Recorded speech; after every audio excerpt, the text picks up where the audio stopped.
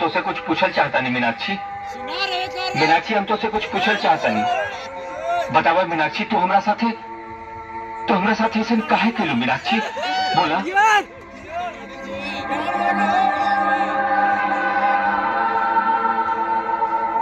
बोला ना मीनाक्षी, हमरा प्यार में कोनो खोट रह गई रहेगा मीनाक्षी?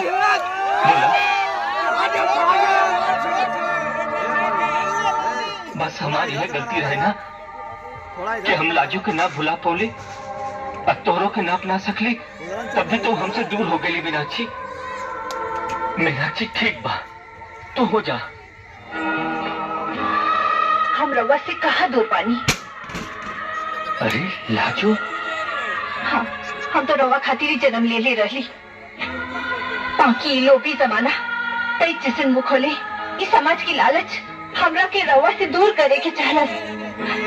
बाकी हम रवा से दूर रह के कैसे जी? कहता रो लाजो, हम पूछा था नहीं के काम बा, बताओ लाजो के काम बा। क्या समझते हो तुम अपने आप को?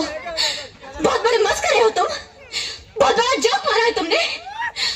आइंदा मेरे साथ ऐसा मजाक किया ना तो मुंह तोड़ दूंगी तुम्हारा।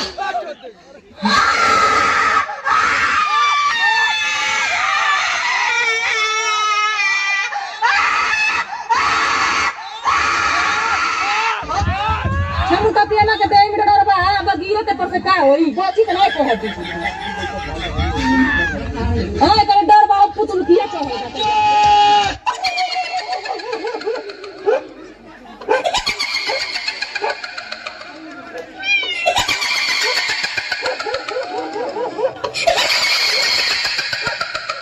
बच्चों का क्या बात जान के